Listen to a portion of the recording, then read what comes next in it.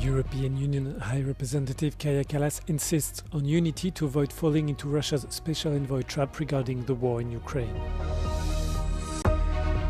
The European Commission hit Chinese online retailer Temu with a €200 million fine on Thursday.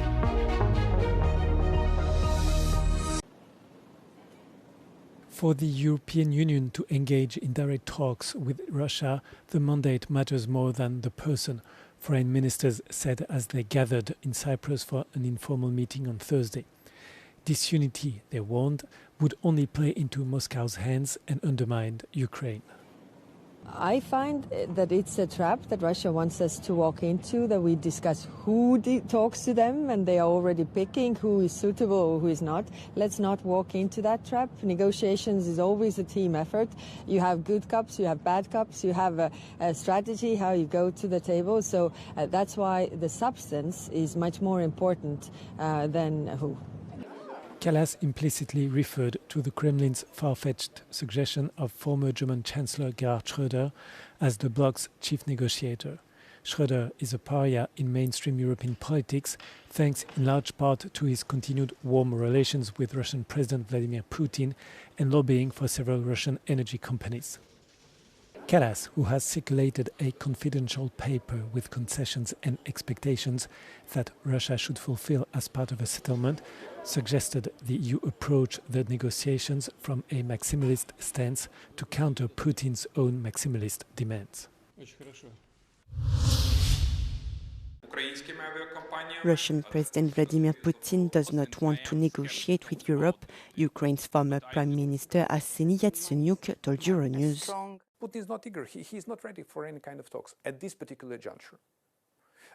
Maybe he would accept some kind of negotiator with the only very simple and obvious reason, to buy time and once again to outweigh and to cheat us. Meanwhile, Europeans haven't decided yet who could be the EU negotiator. I'm not sure that Putin is ready to accept anyone. What Putin is ready to accept, he is ready to accept Ukraine's and actually European surrender. And we have to realize this. It is not about the names. It's not about some kind of international or domestic politics. It is about policy. What kind of policy we're going to pursue towards Russia? The only language Putin understands is the language of force and strength. High Representative Kaja Kallas stressed Europeans should agree first on their core requests to Russia before considering talking to Moscow. The matter is set to be on the agenda of an informal meeting of European foreign affairs ministers on Thursday. Israel's military says it carried out an airstrike on a southern suburb of the Lebanese capital Beirut on Thursday. A ceasefire between Israel and Hezbollah was supposed to have taken effect on the 17th of April, but has never been fully observed. Still, Beirut has been mostly spared, with Israeli attacks largely focused on Lebanon's south. Thursday's strike came as tensions continue to escalate in the south, where Israeli troops are advancing deeper into Lebanese territory and issuing evacuation orders for areas beyond the so-called Yellow Line, an Israeli-declared border area under its control. So far, over 1 million people have been displaced by the war between Israel and Hezbollah. وما تفكروا انه نحن بنترك الجنوب ارضنا وروحنا ووطننا وعرضنا، نحن ما بنتركه للجنوب، نحن ما بنعمل مثل فلسطين، نحن ارضنا هي، هن يروحوا، هن يحملوا شنطهم ويروحوا مطرح ما اجوا. Strikes on Lebanon's south also intensified on Thursday after Israeli Prime Minister Benjamin Netanyahu announced an expansion in the Israeli military's operation there. Among the hardest hit were the cities of Sidon, Tyre, and Nabatea, where several people were killed, including children. Hezbollah also claimed dozens of drone and rocket attacks that it says targeted Israeli troops in southern Lebanon and northern Israel.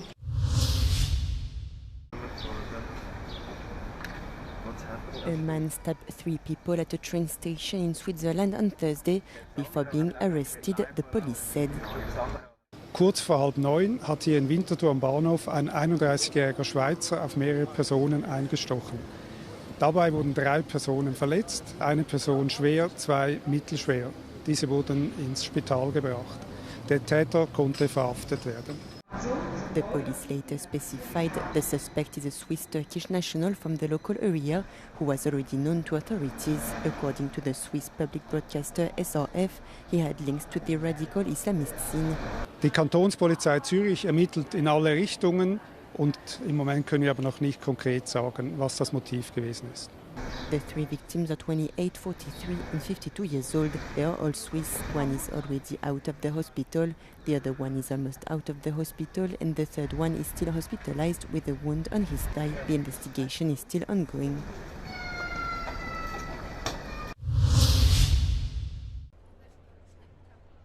Italian authorities have seized more than 200 million euros in assets linked to the late mafia boss Matteo Messina Denaro's drug trafficking network. The seizure included more than 12 kilos in gold, millions in cash, premium watches and some 20 luxury properties, investigators said.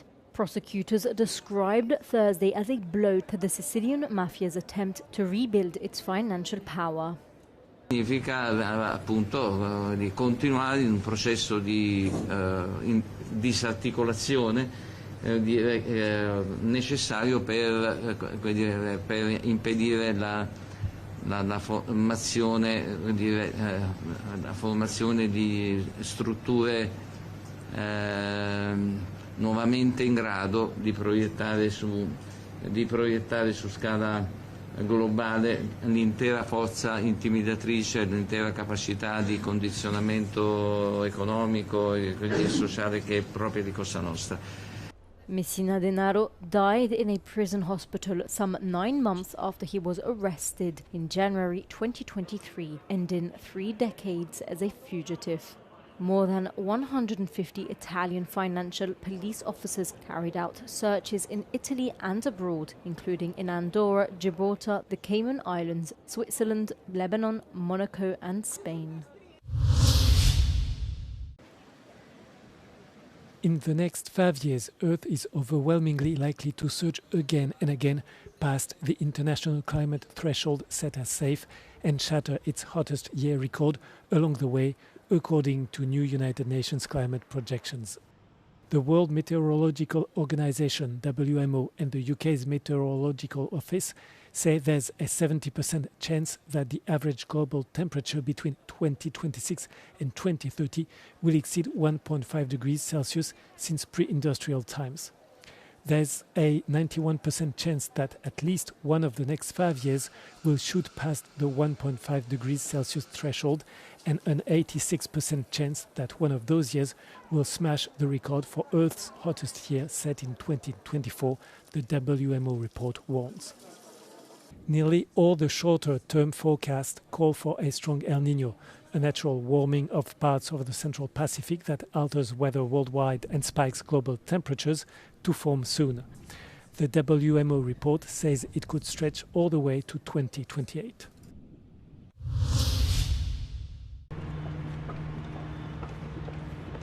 The European Commission hit Chinese online retailer Temu with a 200 million euros fine on Thursday. The EU investigation found the e-commerce giant didn't do enough to protect consumers from illegal products.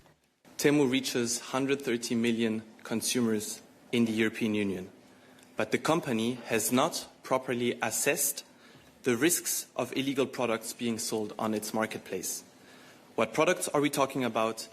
Dangerous toys for kids, small electronics without proper label, clothes and jewelry containing harmful chemicals, to name just a few.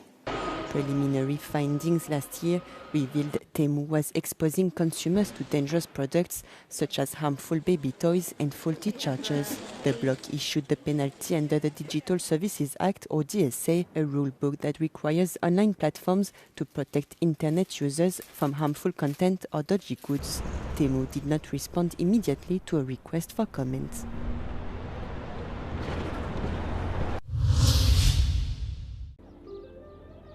Four Italian cities are expected to be on red alert warnings with temperatures exceeding 30 degrees on Thursday. Even Pope Leo XIV came to the aid of a man who fainted while queuing to shake hands with the pontiff in St. Peter's Square on Wednesday. The cities affected include Rome, Florence, Bologna and Turin, according to local media citing the Italian health ministry. Meanwhile, tourists in Rome are feeling the heat. In the daytime, we went up to the Colosseum and it was very, very hot. So, if you dress for the weather, have your parasol, have your sunglasses, have factor 50. As long as you stick to the shadows, it's doable. But I don't want to go into the basilisk now. It's way too hot to go into the waiting row. Yeah, I can't tolerate this weather. But I'm only a visitor. I wish good luck to everyone living here. According to Italy's health ministry, a red warning alert means that the heat poses a risk to the health of the general population, not just vulnerable groups. People have been advised to limit their movements. And now we've got researchers on a Greenpeace expedition are exploring the Arctic deep sea, one of the least known wildernesses on Earth. More specifically, they are exploring the so-called banana hole to search for undiscovered species and ancient ecosystems. The banana hole is a remote and mysterious area of the Arctic high seas that lies in international waters, located between Norway and Greenland. Greenpeace says it is home to seamounts, or underwater mountains, as well as volcanic hot springs, which it says acts as a living library of our planet's history. However, despite of its importance, the environmental organization says the banana hole is under threat of deep-sea mining. The Greenpeace vessel departed earlier this month for a month-long expedition to raise awareness on the danger of deep-sea mining. They are now live streaming from depths down to 3,000 meters until the 30th of May, and the expedition is expected to last until early June.